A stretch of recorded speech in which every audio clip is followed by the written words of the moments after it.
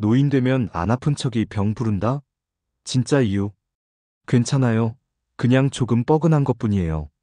이 말, 우리 부모님 세대에게 정말 많이 듣지 않나요?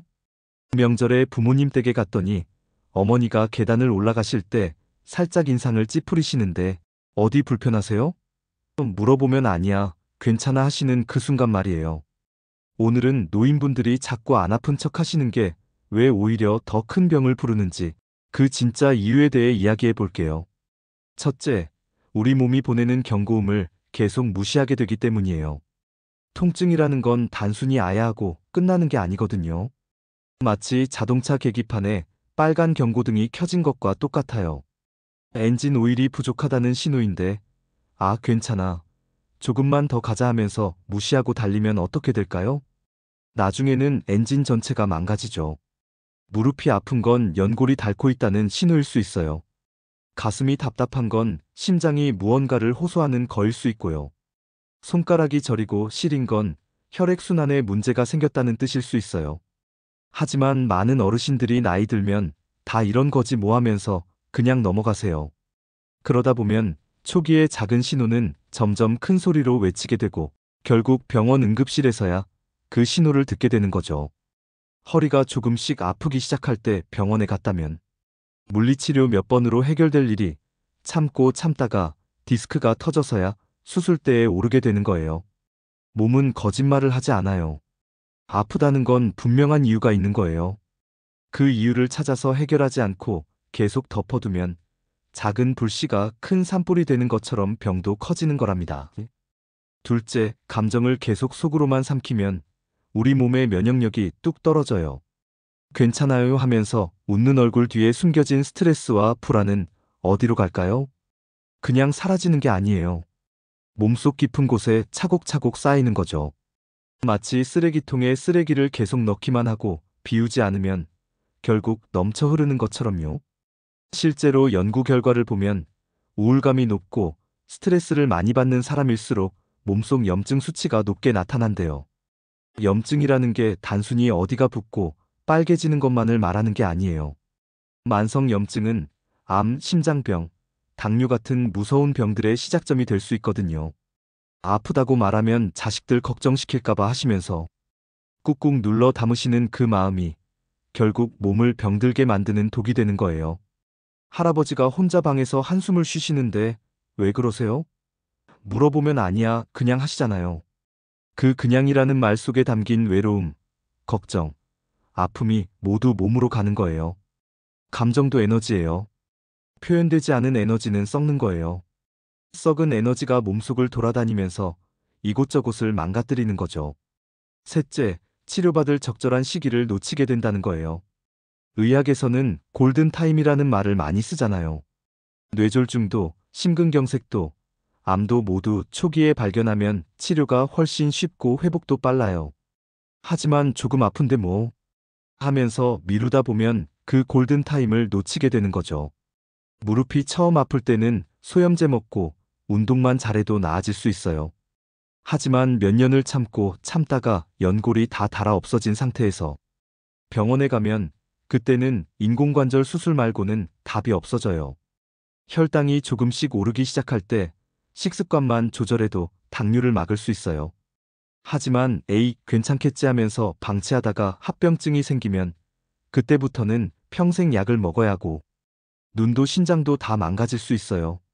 초기에는 씨앗 하나를 뽑으면 되는데 나중에는 큰 나무를 베어야 하는 상황이 되는 거예요. 약도 치료도 시간도 돈도 몇 배로 들어가고 무엇보다 고생은 본인이 하시게 되는 거죠. 그때 병원 갈 걸 하는 후회는 소용없어요. 지금 이 순간이 바로 그때일 수 있거든요. 넷째, 가족들에게 부담을 주고 싶지 않다는 마음이 오히려 더 큰 부담을 만들어요. 많은 어르신들이 이렇게 말씀하세요. 자식들도 바쁜데 내가 아프다고 하면 걱정만 시키잖아. 나 하나 때문에 애들이 병원에 왔다 갔다 하게 할 수 없어. 이런 마음, 정말 아름답고 숭고한 부모의 사랑이에요. 하지만 잘못된 방향의 사랑이기도 해요. 조그만 통증일 때 한 번 병원 가는 게 부담일까요? 아니면 나중에 큰 병으로 키워서 몇 달씩 입원하게 되는 게 부담일까요? 괜찮아 하시다가 어느 날 갑자기 쓰러지셔서 119 타고 응급실 가시는 게 자식들한테는 얼마나 큰 충격이고 부담인지 아세요? 초기에 요즘 무릎이 좀 아파서 하고 말씀하셨다면 동네 정형외과 한번 모시고 가는 걸로 끝났을 일이에요. 하지만 참고 참다가 어느 날 집에서 넘어지셔서 대퇴골이 부러지면 그때부터는 대학병원 입원, 수술, 재활까지 최소 몇 달이 걸려요. 진짜 부담은 나중에 오는 거예요. 말 한마디로 시작되는 조기 발견이 가족 모두의 평안을 지키는 거예요. 엄마 요즘 어디 불편하신 데 없으세요? 물어봤을 때 사실 등이 좀 결리더라 하고 솔직하게 말씀해 주시는 게 가족들한테는 훨씬 고마운 일이에요. 왜냐하면 작은 문제일 때 함께 해결할 수 있으니까요. 다섯째, 건강은 숨길수록 점점 멀어진다는 사실이에요. 아픈 걸 감추는 건 마치 집에 불이 났는데 커튼으로 가리는 것과 같아요. 안 보인다고 해서 불이 꺼지는 게 아니잖아요. 오히려 더 크게 번지죠. 건강도 똑같아요. 안 아픈 척하는 순간부터 몸은 거짓말을 배우게 돼요. 진짜 신호를 보내도 본인이 무시하니까 몸도 포기하고 둔감해지는 거예요. 그러다 보면 정말 큰 문제가 생겼을 때조차 느끼지 못하게 될 수 있어요. 당뇨병 환자들이 발에 상처가 나도 모르는 경우가 많잖아요. 그게 왜 그럴까요?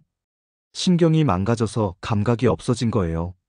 처음부터 작은 신호들을 무시하고 살다 보니 나중에는 정말 중요한 신호조차 느낄 수 없게 된 거죠.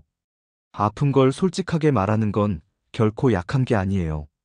오히려 자기 몸을 소중히 여기는 현명함이고 더 건강하게 살고 싶다는 의지의 표현이에요.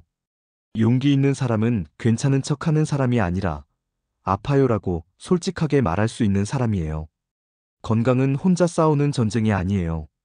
가족과 함께, 의사 선생님과 함께, 주변 사람들과 함께 지켜나가는 거예요. 도와주세요라고 말하는 게 부끄러운 게 아니라 필요한데도 말하지 않고 혼자 고생하는 게 더 안타까운 일이에요. 나이가 들수록 몸은 더 정직해져요. 젊었을 때처럼 무리해도 금방 회복되지 않아요. 그래서 더욱더 몸의 소리에 귀를 기울여야 하고 그 소리를 주변에 전달할 수 있어야 해요.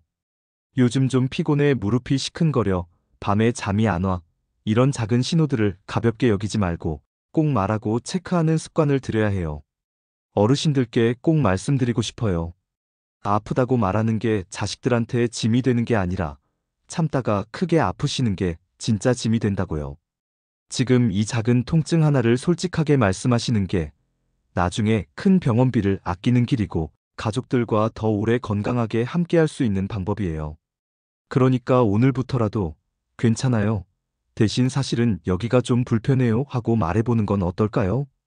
그 한마디가 당신의 건강을 그리고 가족의 평화를 지키는 가장 쉽고 확실한 방법이랍니다.